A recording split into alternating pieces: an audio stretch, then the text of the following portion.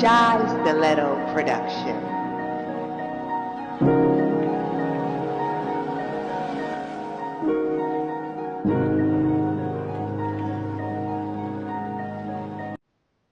What's your name and where are you from? Vacinqua, aka Queen V, and I'm from Delaware, Newcastle, Delaware to be exact. What's your favorite memory from childhood? Age, my favorite childhood memory would be having all my loved ones that are not here um, in this moment.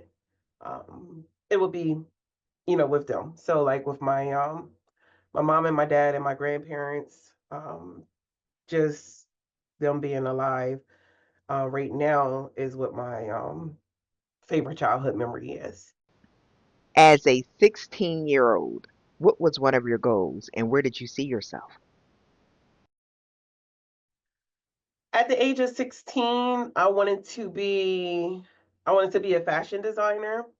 That was one of my goals. So a lot of time I spent, ready to get through high school, ready to graduate, so I can pursue my dream in being a fashion designer. So going to the Art Institute of Philadelphia was my goal, and just going following that through, and then working in the fashion field.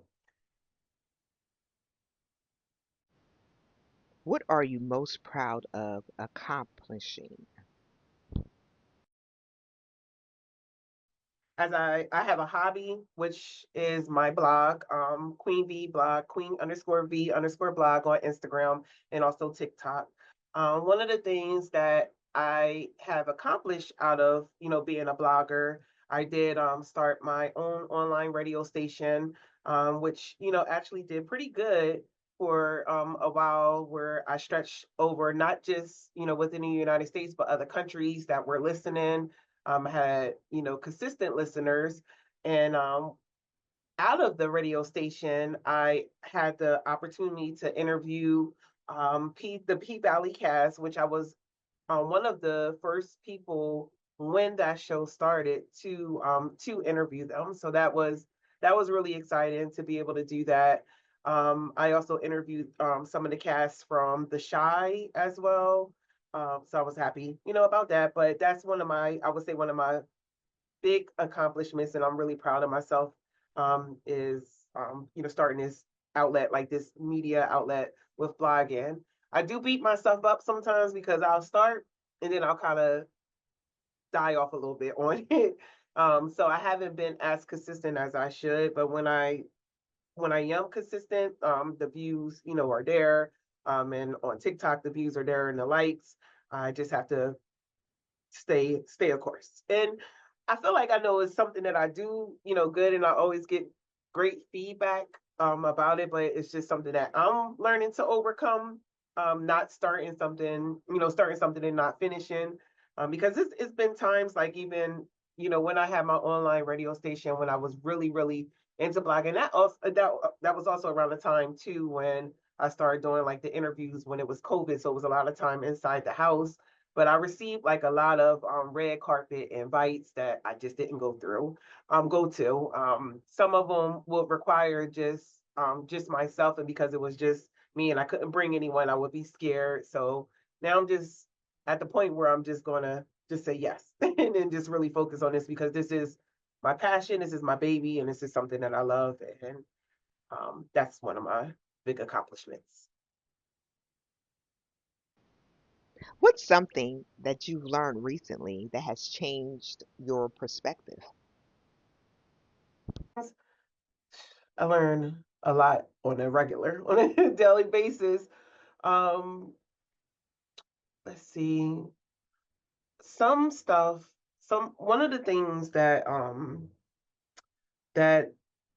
recently changed my outlook on things is worrying about pleasing other people. Like I noticed that used to bring me great stress, like wanting to be acknowledged and wanting people to see what I actually do.